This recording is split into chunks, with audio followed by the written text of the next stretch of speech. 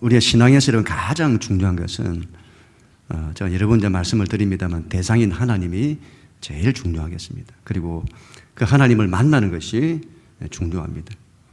하나님과의 만남이 제일 인생에서 중요한 거죠. 누굴 만나느냐에 따라서 우리의 인생이 여러분 결정되는 것입니다. 하나님과의 만남, 특별히 예수 그리스도와의 그 만남이 되겠습니다. 우리가 예수 그리스도를 만나면 우리 인생의 길을 찾게 됩니다.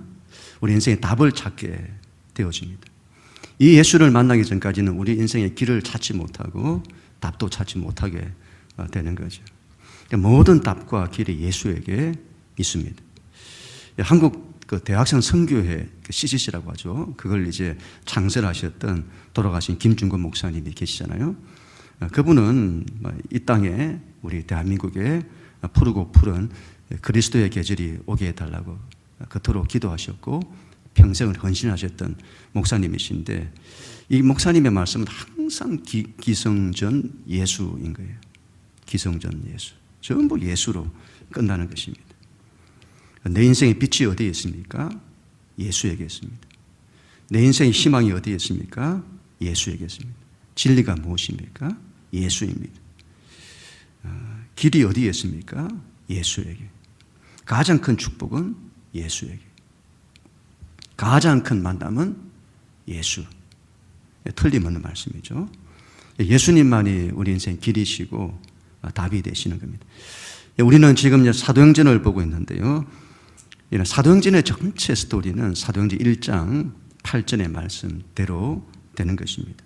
1장 8절 말씀 같이 한번 읽습니다. 시작. 오직 성령이 너에게 임하시면 내가 권능을 받고 예루살렘과 온 유대와 사마리아와 땅끝까지 이르러 내 증인이 되리라 하시니라. 아멘.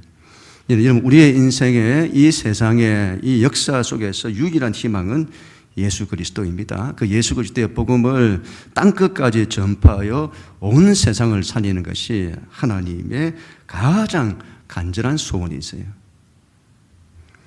그 일에 쓰임받는 오늘 한 사람이 오늘 또 등장하게 됩니다. 여러분, 사도행전에 관심이 처음에는 12사도들이었습니다. 12사도였다가 뒤에 가서는 이제 7집사로 바뀌죠. 스데반 집사, 빌립 집사. 그리고는 12사도일 때 복음이 예루살렘에 머물러 있었는데 7집사들을 통해서 복음이 사마리아와 온 유대 땅으로 이제 퍼져나가게 되는 것입니다. 이제 그 복음이 온 유대와 사마리아를 넘어서 온 열방 가운데로, 땅끝 가운데로 전파될 그 때가 이제 되었습니다. 하나님이 그 일을 위해서 한 사람을 택하세요. 그 사람이 바로 사울이라는 사람입니다. 오늘 그 사울이 예수 그리스도를 만나는 그 사건입니다. 1절, 2절 우리 하나님 말씀 같이 한번 읽도록 하겠습니다. 1절, 2절 시작. 사울이 주의 제자들에 대하여 여전히 위협과 살기가 등등하여 대제사장에게 가서 다메섹 여러 회당에 가져갈 공문을 청하니 이는 만일 그 도를 따르는 사람을 만나면 남녀를 막론하고 결박하여 예루살렘으로 잡아오려 함이라. 아멘. 이런 사울이라고 하는 사람이 등장합니다. 우리가 잘 알고 있는 그 유명한 바울이죠. 사울은 히브리식 이름이고 바울은 로마식 이름이에요. 오늘 이제 사울이 예수를 만나는데 이 사람에 대해서 오늘 성경은 이렇게 말씀을 합니다. 이 사울이라는 사람은 예수 믿는 사람에 대하여 위협과 살기가 등등한 사람이다. 예수 믿는 자를 너무도 싫어했던 사람이라는 거죠. 그냥 싫어하는 정도가 아니라 예수 믿는 자들을 위협하고 그들에 대해서 살기가 등등하다. 살기라는 말은 죽이려고 하는 그런 걸 살기라잖아요. 그런 것이 가득한 사람이 사울이라는 사람이죠. 이 사람이 오늘 다메섹이라는 곳으로 가게 됩니다. 여러분, 이스라엘 땅에서 다메섹으로 갔다. 이스라엘 땅이 아니잖아요. 다른 나라까지 가는 겁니다. 여러분, 이 사람이 예수 믿는 사람들을 얼마나 많이 반대를 했는가 하면 다른 나라에까지 가서는 거기에 있는 예수 믿는 자들을 잡아서 끌고 오려고 하는 겁니다. 남녀를 막론하고 다 잡아서 예루살렘으로 데려오기를 위하는 거죠. 여러분, 이 사울이라는 사람이 왜 그럴까요?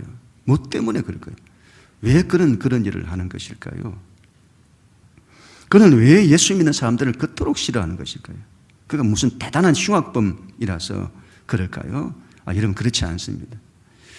이 사울이라는 사람은 여러분 흉악한 사람과는 정반대의 사람입니다. 그런 엄격한 바리새파 유대인이에요. 바리새인 중에 바리새인입니다. 그 말은 하나님의 말씀과 율법과 법을 목숨처럼 지키는 사람이란 말이죠. 그는 지금의 튀르키예죠. 다소라는 지역에서 자랐던 사람입니다. 그 말은 이 사람이 이방 세계에서 태어나서 자랐다. 당시 헬라 세계와 문화와 철학에 정통한 사람이라는 말입니다. 그는 로마 시민권자이기도 합니다. 그 말은 로마의 정치와 법에도 익숙한 사람이란 말이죠. 당대 스카기였던 가말리엘의 제자이기도 합니다. 그 말은 이 사람은 대단한 종교인이고 대단한 지성인이라는 그 말이죠. 무슨 불법한 사람이 아니에요. 사울이 예수 믿는 자들을 그토록 핍박한 것은 다른 이유가 아닙니다. 자기 종교와 자기 신념 때문인 거죠. 그는 자신이 믿고 있었던 유대교 신앙이 틀림없다고 여긴 겁니다. 그리고 예수 믿는 자들이 틀렸다고 여기는 거예요. 그리고 그 예수 믿는 자들을 핍박 반대하는 것이 정말로 하나님을 위한 것이라고 생각을 한 겁니다. 여러분, 이 세상에서 제일 바뀌기 힘든 사람이 바로 이와 사울 같은 사람이에요. 자기 신념으로 가득 찬 사람입니다. 사울이 그런 사람이죠. 이런 사람은 정말 바뀌기 힘듭니다. 마음이 여러분 너무 완고한 사람이 있잖아요. 자기 생각, 자기 세계가 너무 강한 사람. 여러분, 우리가 하나님 믿는 우리 신앙은 반드시 자기를 내려놓아야 합니다. 자기를 내려놓아야 합니다. 그렇지 않으면 우리가 하나님을 위한다고 하면서도 하나님을 반대할 수 있습니다. 마음이 완고한 사람, 절대로 바뀌려고 하지 않죠. 우리 가까이에 많이 있잖아요. 우리 가족들이 그렇잖아요. 예수님에 대해서는 절대로 마음의 문을 열지 않는, 얼마나 완고한지, 절대로 바뀔 것 같지 않은 그 사람, 사울이죠. 근데 오늘 그 사람이 바뀌는 겁니다. 여러분, 우리는 오늘 말씀을 보면 한편에서는 이해할 수가 없습니다. 즉 하나님께서 놀라운 일을 이루시기를 원하시잖아요. 온 세상에 복음을 전하여 온 열방을 하나님 구원하시기를 원하세요. 그 일을 위해서 한 사람을 택하시는 거잖아요. 그런데 왜 그 사람이 사울이냐는 거죠. 왜 다른 사람 다 놔두고, 왜 그토록 예수를 반대하는, 믿음이 좋은 사람이 얼마나 많습니까? 그런데 그 많은 사람들 다 놔두고 왜 그토록 예수를 반대하는, 예수 믿는 자들을 그토록 핍박하는 왜 그 사람이냐는 거죠. 왜 그런 사람을 택하시는 것일까요, 하나님은? 요즘 수요 예배 시간에 우리가 창세기를 보고 있는데 야곱에 대한 이야기를 나누고 있습니다. 하나님이 야곱을 택하세요. 그런데 야곱이라는 사람이 어떤 사람이냐? 그 이름의 뜻처럼 남의 발 뒤꿈치를 잡은 사람이잖아요. 남을 넘어뜨리는 사람이죠. 자기가 바라고 원하는 것을 위해서는 수단 방법 가리지 아니하고 그걸 자기 것으로 만들려는 사람이 이 야곱인 겁니다. 그가 형을 속이고 아버지를 속이고 장자권과 축복권을 다 가로채잖아요. 그런 사람이 야곱인 겁니다. 그런데 하나님은 왜 그런 야곱을 택하시느냐 하는 거죠. 왜 그런 야곱을 택하실까요? 여러분 잘 보세요. 여러분 우리가 성경을 볼 때 우리가 야곱을 보면 내가 야곱이 아니다 생각하면 그런 하나님이 굉장히 불공평해요. 왜 하나님이 그렇게 하시느냐 이 말이죠. 그러나 여러분 내가 야곱이다 생각하면, 여러분 내가 야곱이다 생각하면 그 하나님이 그토록 은혜스럽습니다. 내가 야곱인 거예요. 내 안에 허물이 많은 겁니다. 죄가 많은 거예요. 그런데 하나님이 그런 나를 버리지 아니하시고 포기하지 않으시는 겁니다. 그런 날을 들어서 하나님의 뜻을 이루는 거죠. 우리가 야곱일 때는 그 하나님이 그토록 귀한 것입니다. 왜 사울이냐 이 말이죠. 나는 사울이 아니다 하면 이게 이해가 안 되는 거예요. 그러나 내가 사울이라고 한다면 내가 죄가 많은 거예요. 얼마나 예수님 싫어하고 얼마나 예수님을 반대하는지. 우리가 예수 믿기 전에 그랬잖아요. 저도 예수 믿기 전에 얼마나 예수 믿는 사람 싫어하고 만나면 논쟁하고. 그런데 하나님이 그런 나를 택하여 주시는 것이죠. 그래서 여러분 이 사울이라는 사람을 신앙을 보면 나중에 야곱처럼 은혜의 사람이 됩니다. 이런 사람이 바뀌면요 전부 은혜의 사람이 돼요. 예수님을 그토록 반대했던 나를 택하셔서 이방인의 사도로 세워두신 하나님. 그 하나님을 생각할 때마다 그 은혜가 감당할 수 없는 것이죠. 디모데전서 1장 15절에 바울이 이렇게 고백하잖아요. 미쁘다 모든 사람이 받을 만한 이 말이여 그리스도 예수께서 죄인을 구원하시려고 세상에 임하셨다 하였도다. 죄인 중에 내가 괴순이라. 죄인 중에 괴수인 나를 그래도 사랑하시는 하나님이신 거죠. 우리가 사울인 겁니다. 우리는 죄 많은 사람들이에요. 그런 나를 포기하지 않으시고 그런 나를 부르시고 그런 나를 택하셔서 당신의 일을 이루시는 하나님. 신앙은 여러분 이 하나님을 붙들어야 합니다. 이 하나님이 좋아야 합니다. 그래도 나를 사랑하시는 그 하나님이 좋아야 합니다. 그리고 그 하나님의 은혜를 의지해야 합니다. 그럼 우리 모두가 다 될 수 있기를 축복합니다. 우리 하나님 말씀 3절 4절 우리 같이 읽습니다. 시작. 사울이 길을 가다가 다메섹에 가까이 이르더니 호련히 하늘로부터 빛이 그를 둘러 비추는지라 땅에 엎드러져 들음에 소리가 있어 이르시되 사울아 사울아 내가 어찌하여 나를 박해하느냐 하시거늘. 아멘. 여러분 누구도 이 사람을 바꾸지 못해요. 자기 신념에 사로잡혀서 자기가 옳다고 여기는 이런 사람은 누구도 바꾸지 못합니다. 그런데 이 사울이 어떻게 바뀌는지를 보세요. 그가 예수 믿는 자들을 잡아오려고 다메섹으로 가는 길이었습니다. 호련히 하늘로부터 빛이 임하게 된 거예요. 나중에 이 빛 때문에 사울의 눈이 멀게 되는데 그걸 볼 때 이런 그 빛이 얼마나 강렬했는지를 알 수가 있습니다. 태양빛이 아닌 거예요. 근원적인 하나님의 빛이 임한 겁니다. 그리고 소리가 들렸습니다. 사울아 사울아 너가 어찌하여 나를 박해하느냐. 그 소리를 듣게 되죠. 이런 사람만큼 안 바뀌는 존재가 없어요. 얼마나 완고한지, 사람 마음이 얼마나 완고한지 하나님 앞에 딱 서보면 알아요. 인간의 마음이 얼마나 완고한지. 바뀌지를 않아요. 그런 사울에게 오늘 하나님이 나타나시는 겁니다. 그리고 그 사람이 바뀌는 거예요.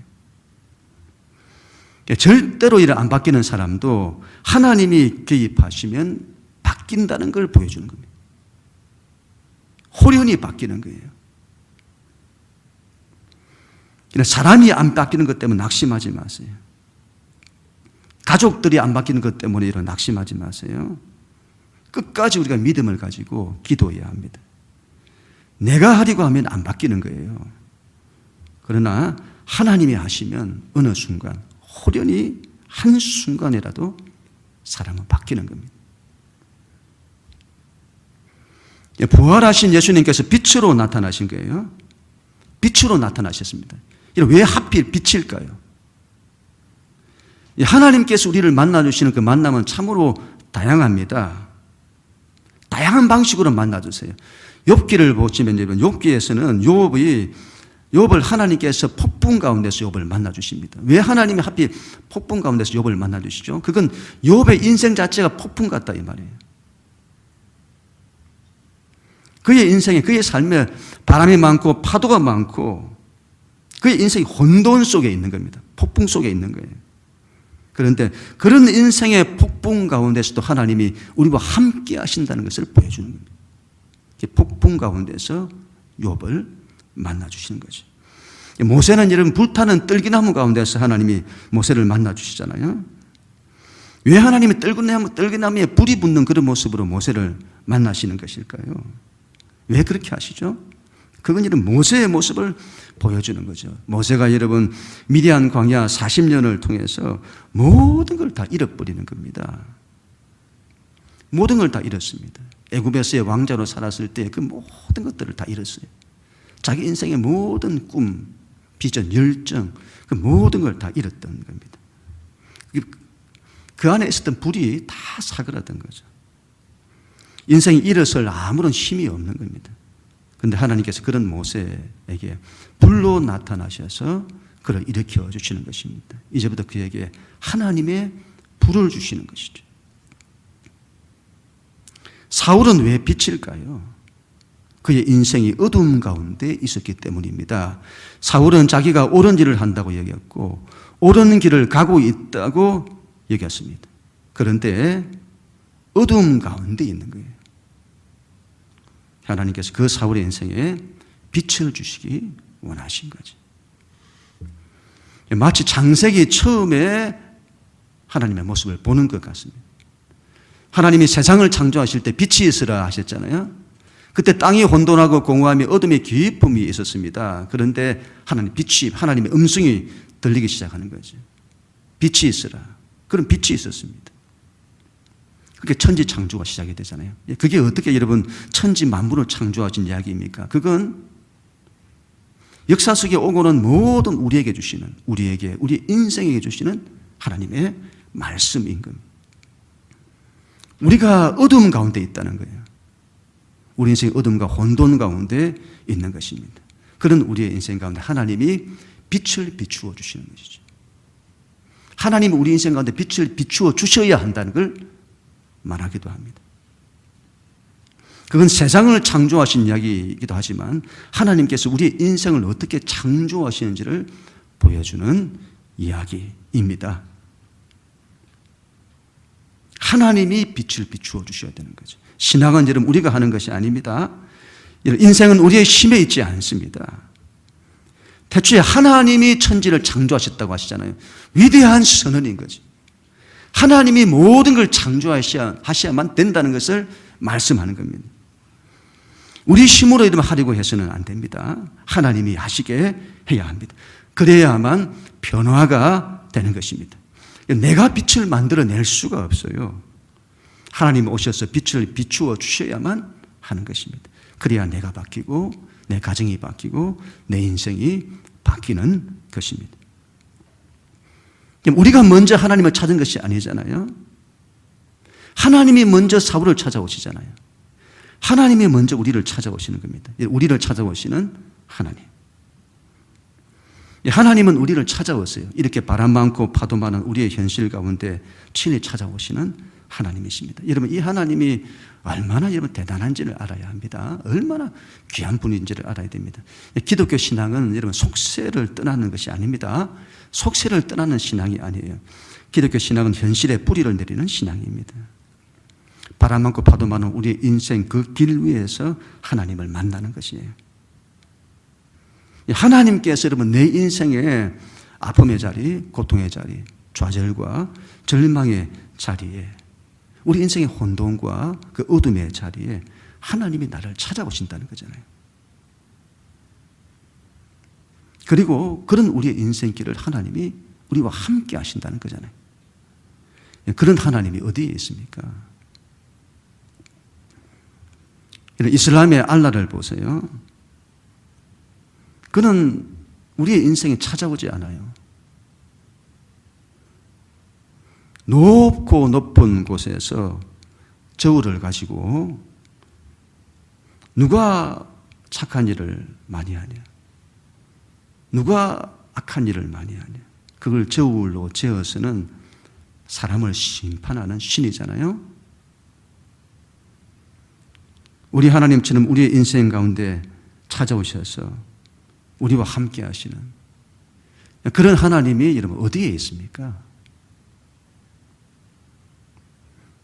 우리는 그 하나님을 만나야 합니다. 우리가 하나님을 알아가면 알아갈수록 느끼는 게 하나님 같은 분이 없습니다.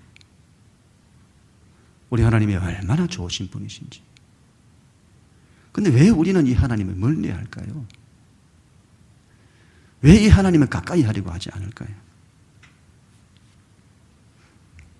여러분, 우리 인생을 우리의 힘으로 하려고 해서는 안 됩니다. 하나님이 하시게 해야 합니다. 내가 하려고 하면 인생이 얼마나 힘든지 모릅니다. 내가 하려고 하면 인생에 결실이 없어요. 하나님이 하시게 해야 합니다. 하나님이 하시면 절대로 바뀔 것 같지 않은 인생이 바뀌고 어둠뿐인 우리의 인생에도 빛이 오는 겁니다. 그래서 예수님은 나는 세상의 빛이라 나를 믿는 자는 어둠에 다니지 않는다. 모든 우리 인생의 답과 길이 예수에게 있는 것입니다.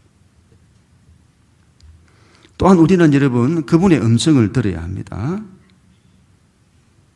사울아 사울아 그렇게 부르시는 주님의 음성을 들어야 합니다. 하나님이 여러분 우리를 부르시잖아요. 그 부르시는 음성을 들어야 합니다. 저희 집사람의 주중에 저에게 한 말인데 라디오에서 어느 유명한 목사님이 하시는 그 설교를 들었는데 이렇게 말씀하시더라는 거죠. 우리는 하나님께 기도를 한다는 거예요. 특별히 한국 사람들 얼마나 기도에 열심히 있는지, 얼마나 기도를 열심히 하는지 통성 기도를 그렇게 열심히 한다는 거예요. 하나님께 이거 해달라고 저거 해달라고 그렇게 여러분 부르짖어 기도한다는 겁니다. 하나님이 들으시도록, 하나님이 들으시도록 그렇게 소리 지르면서 기도한다는 거예요. 이러면 얼마나 귀합니까? 통성 기도는 굉장히 귀한 거라고 봅니다. 부르짖는 거죠. 성경은 부르짖는 걸 말하잖아요. 부르짖고. 그런데 정작 우리는 하나님의 음성을 들으려고 하지 않는다는 거죠. 그렇게 기도를 열심히 해도. 우리의 음성은 하나님께서 들으시도록 그렇게 부르짖는데 정작 하나님께서 우리를 애타게 부르시고 말씀하시는 그 음성은 들으려고 하지 않는다. 왜 우리는 하나님의 음성을 들으려고 하지 않을까요? 하나님의 음성을 들으려고 하세요? 들으려고 하셔야 합니다. 들으려고 하지 않아요. 왜 그렇죠? 하나님의 음성을 들으면 내 인생이 제한될 것 같으니까. 내 마음대로 못할 것 같으니까. 하나님께 대한 굉장한 오해라고 봅니다. 하나님의 마음은 우리에 대한 구속, 제한, 강제 그런 게 아닙니다. 우리를 자유케 하고 회복케 하고 살리는 거죠. 우리 인생 가운데 가장 선하고 가장 좋은 걸 주시기를 원하시는 우리 하나님이신 겁니다. 그래서 그분과의 만남에서 그분과의 관계에서 그분의 음성을 들으면 그토록 좋은 겁니다. 저희 집 큰아이가 지난 다니엘 기도회를 쭉 통해서 참 많은 은혜를 받은 것 같습니다. 감사를 회복한 것 같아요. 제가 지난주 중에 제가 큰아이한테 이런 말을 했습니다. 지호야, 하나님과 함께 해야 한다. 신앙은 하나님과 함께 하는 거다. 하나님과 동행하는 거다. 그랬더니 나도 하나님과 함께 하고 한다고 말을 하는 거예요. 아빠, 나도 하나님과 함께 해. 제가 다시 물었습니다. 그러면 하나님과 관계하니? 하나님을 인격적으로 만나니? 하나님께 질문하니? 하나님의 음성을 들으려고 하니? 하나님, 지금 제 상황이 이렇습니다. 하나님, 어떻게 해야 해요? 하나님, 제가 어디로 가야 할까요? 하나님, 지금 제 마음이 이런데, 지금 우리의 가정이 이런데, 지금 내 자녀가 이래요. 하나님, 어떻게 해야 해요?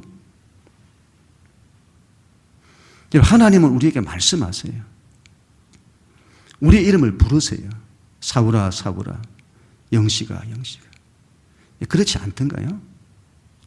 저는 기도의 자리에 늘 나가면 제일 먼저 하나님의 제 이름을 부르시던데요. 영시가. 그분의 음성을 들으려고 해야 합니다.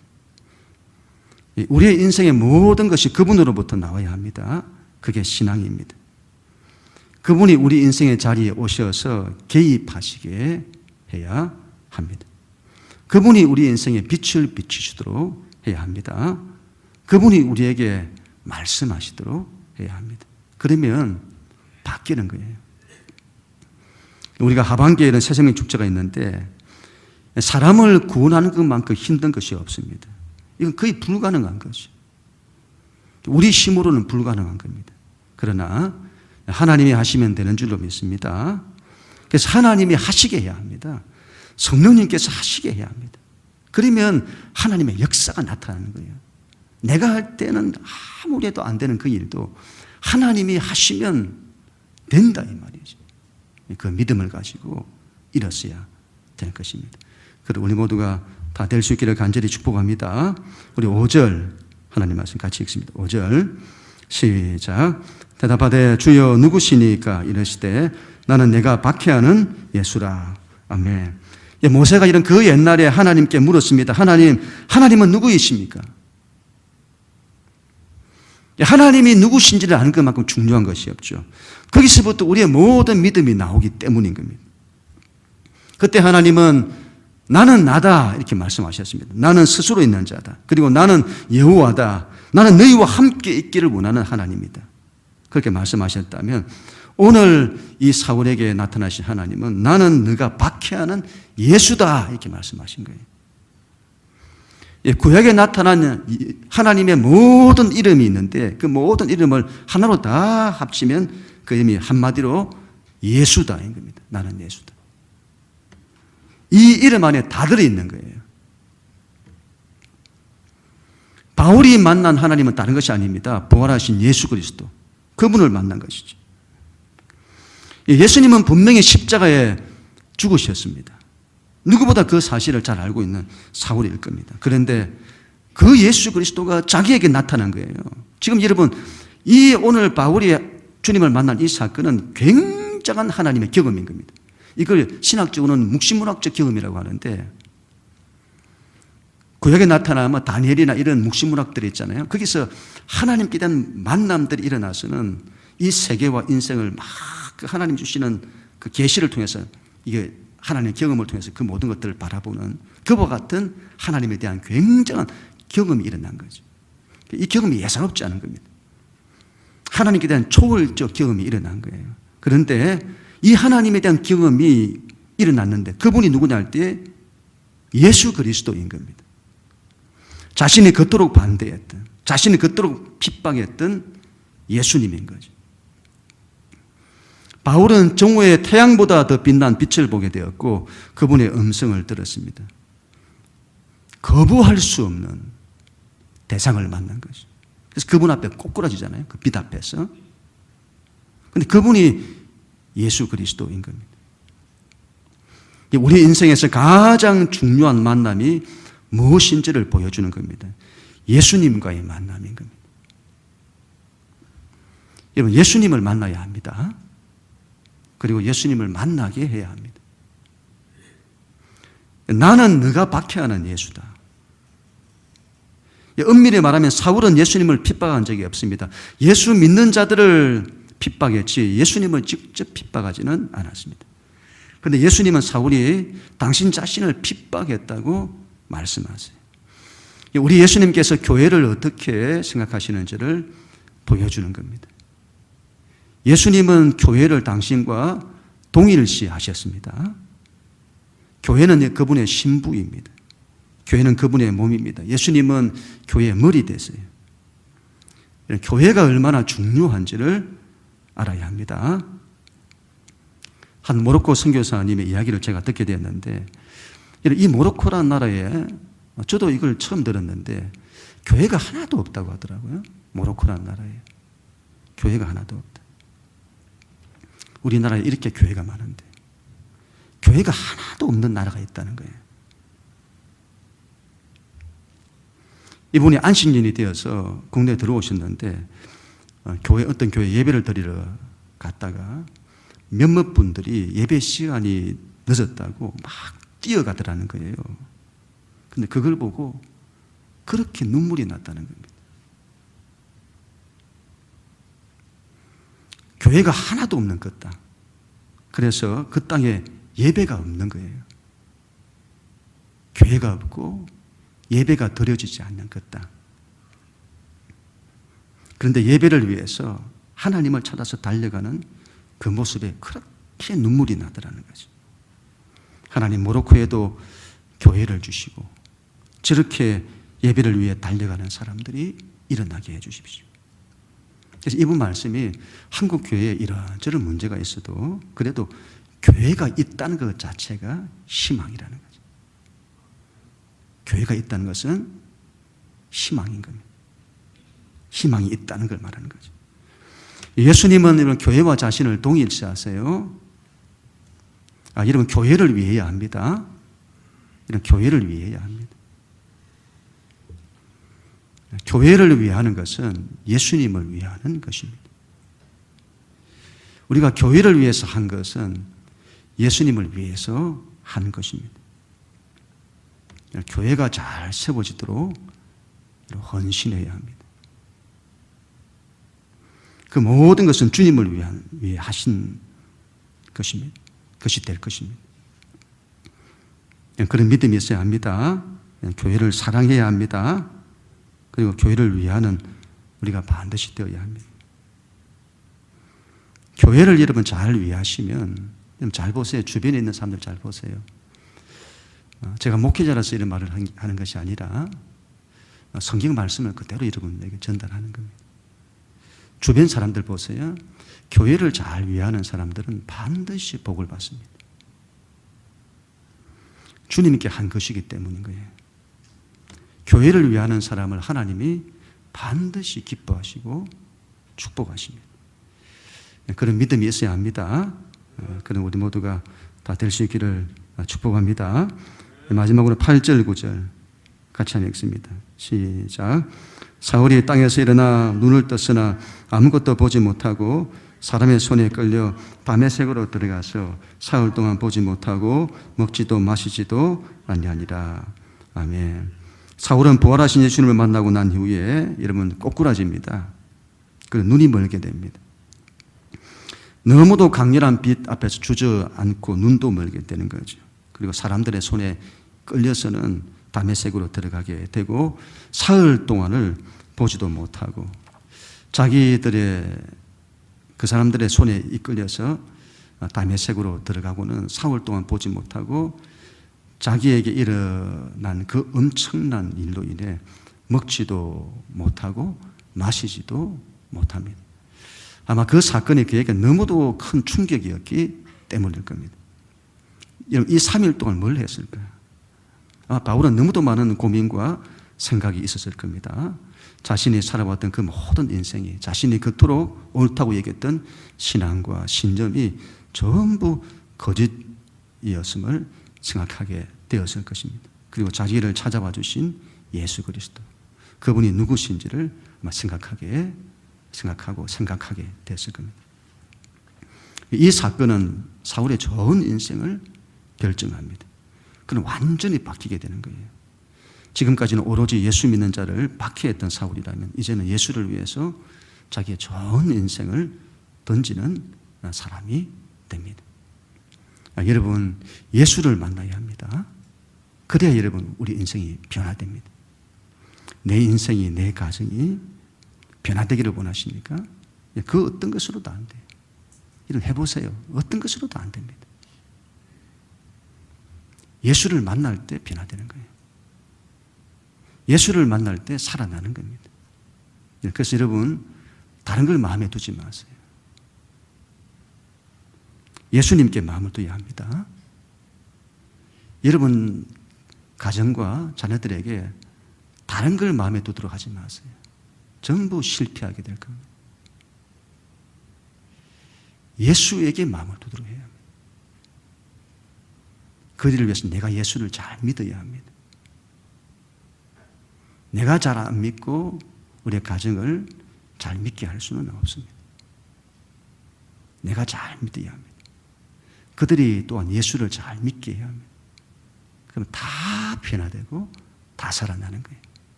모든 희망이 거기 있는 겁니다. 믿지 않는 우리 가족들이 예수 믿게 하는데 가장 큰 마음을 둬야 합니다. 다른 데 마음 두지 마시고 어디에 이런 마음을 두고 계세요? 예수에게 마음을 둬야 합니다. 우리 유기성 목사님이 달려기도회 때 한국교회 위기를 말씀하셨잖아요. 한국교회 위기다. 다음 세대 위기다. 그러나 다음 세대 위기보다 더 큰 위기가 기성세대 위기다. 자녀들에게 물려줄 신앙이 없다. 위기다고 하잖아요. 이제 한국교회가 기성세대가 신앙이 다 무너진 겁니다. 자녀들에게 물려줄 신앙이 없어요. 그만큼 믿음을 잃었다 이 말이에요. 신앙을 잃은 겁니다. 다시 회복해야 되는 거죠. 예수 외에는 없습니다. 우리가 인생 살면 살수록 예수 외에는 길도 없고 답도 없다는 걸 깨닫는 겁니다. 예수 잘 믿는 이걸로 다 쓰는 거예요. 우리 자녀들 예수 잘 믿게 하는 이걸로 다 쓰는 겁니다. 다른 것을 양보하지 마세요, 여러분. 예수 믿는 걸 다른 걸로 양보하면 절대로 서지 못합니다. 하나님 믿는 걸 최우선에 둬야 합니다. 예수 믿는 걸 최우선에 두고 그분 앞에 나와 믿음을 지키고 예배하고 여기에 목숨을 걸게 해야 되는 거예요. 그래야 서는 거예요. 그렇지 않으면 전부 깨어지게 될 겁니다. 우리가 왜 예배합니까? 하나님을 만나고 예수님을 만나기 위해서 예배하잖아요. 왜 예배가 축복이죠? 하나님을 만나면 모든 것이 변화되고 모든 것이 회복되고 살아나기 때문인 겁니다. 우리 인생의 어둠이 떠나는 것이고 빛이 오게 되기 때문인 것이죠. 예수를 잘 믿어야 합니다. 그게 우리의 모든 것이 다 달려 있습니다. 예수를 잘 믿으면 빛과 빛이 오고 길이 열리고 답이 오게 되는 것이죠. 새생민 축제를 우리가 앞두고 있습니다. 이 예수를 여러분 전해야 합니다. 안 된다고 생각하고 안 된다고 낙심하지 마시고 끝까지 믿음으로 기도하며 감당해야 합니다. 나는 안 되나? 하나님 하시면 된다. 성령님 의지하면서 끝까지 믿음으로 기도하시면서 감당하시면 되는 겁니다. 그럼 그 결과는 하나님께서 책임지시고 하나님이 역사하실 것입니다. 그건 우리 모두가 다 될 수